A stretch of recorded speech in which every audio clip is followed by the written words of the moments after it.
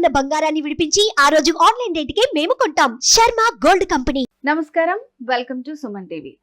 So Varahi వ్రతానికి సంబంధించి ఇప్పటికే ప్రేక్షకుల్లో చాలా మందికి చాలా విషయాలు తెలుసు. కానీ 9 రోజులు చేసుకునేటటువంటి ఈ వారాహి అమ్మవారి వ్రతం 9 రోజులు ఏ రోజు ఏ అమ్మవారికి మనం పూజ చేసుకోవాలి, అలాగే ధూపం, నైవేద్యం, ప్రత్యేకతల గురించి, ప్రత్యేక విశిష్టతల గురించి, అంటే ఎవ్వరికీ తెలియని విషయాల గురించి ఈ రోజు తెలియజేయడానికి మనతో పాటు ఉన్నారు ప్రముఖ జ్యోతిషులు బ్రహ్మశ్రీ నందిబట్ల శ్రీహరి శర్మ గారు. గురుగారితో మాట్లాడి మరిన్ని విషయాలు తెలుసుకుందాం. నమస్కారం గురుగారు. వాగర్థావివ సంపృక్తౌ వాగర్థ ప్రతిపత్తయే జగతః పితరౌ వందే పార్వతీ పరమేశ్వరౌ.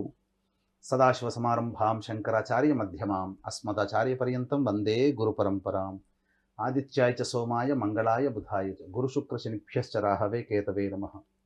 శృంగేరి పీఠాధిపతులు, కంచి పీఠాధిపతులకి నమస్కారములు తెలియజేసుకుంటూ కార్యక్రమాన్ని ప్రారంభిద్దాం.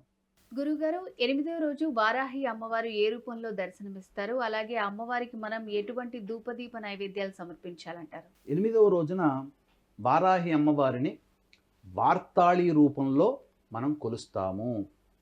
ఈ అమ్మవారిని లక్ష్మీదేవి యొక్క అంశగా కూడా, లక్ష్మీదేవి సాక్షాత్తు లక్ష్మీదేవి యొక్క స్వరూపంగా కొలుస్తాము. ఇది చాలా విశేషమైనటువంటి రోజు. ఎందుకంటే అష్టమి తిథి, ఏ అమ్మవారి రూపానికైనా అష్టమి తిథి రోజున చేసే పూజ కానీ హోమము కానీ చాలా విశేషమైనటువంటి ఫలితాలని కలగచేస్తుంది. ఈ అమ్మవారు ఎర్రని వస్త్రాలు ధరించి శవంపై కూర్చొని ఉన్నటువంటి అమ్మవారట.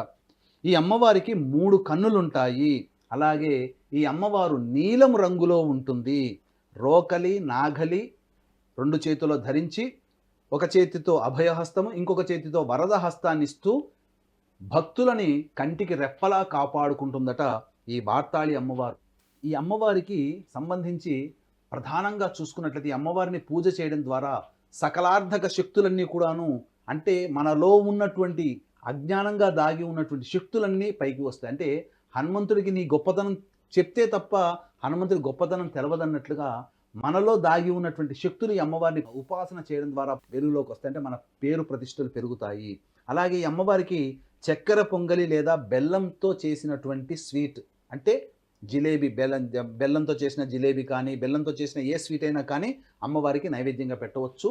ఇంకా విశేషముగా ఈ అమ్మవారికి నైవేద్యాలతో పాటుగా చిలకడ దుంప, పనసపండు, కందగడ్డ, అలాగే ఇలాచి, ఆవు నేతితో చేసినటువంటి నువ్వుల లడ్డూలు, అలాగే దానిమ్మ గింజలు, పనస పండు, ఇవి విప్పపూలు, ఇవి అమ్మవారికి నైవేద్యంగా పెట్టాలి. ముఖ్యంగా బెల్లం పానకం కూడా ఖచ్చితంగా నైవేద్యంలో ఉండాలి.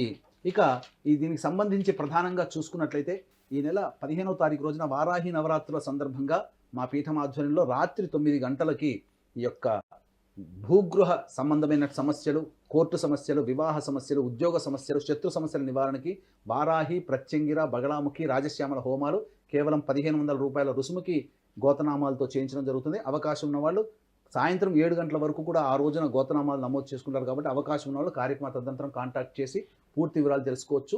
ఈ అమ్మవారికి సంబంధించినటువంటి ధూపము ఏంటయ్యానంటే, ఎటువంటి వస్తువులతో ధూపం వేయాలనంటే గుగ్గిలము, మైషాచి, యాలకుల పొడి, పసుపు పొడి, తెల్ల గురివింద గింజల పొడి, తెల్ల జిల్లేడు పువ్వుల పొడి, మిరియాల పొడి, మిరప పొడి, శొంఠి పొడి, ఈ 9 వస్తువులతో ధూపం వేస్తే అమ్మవారు చాలా సంతోషిస్తుందట.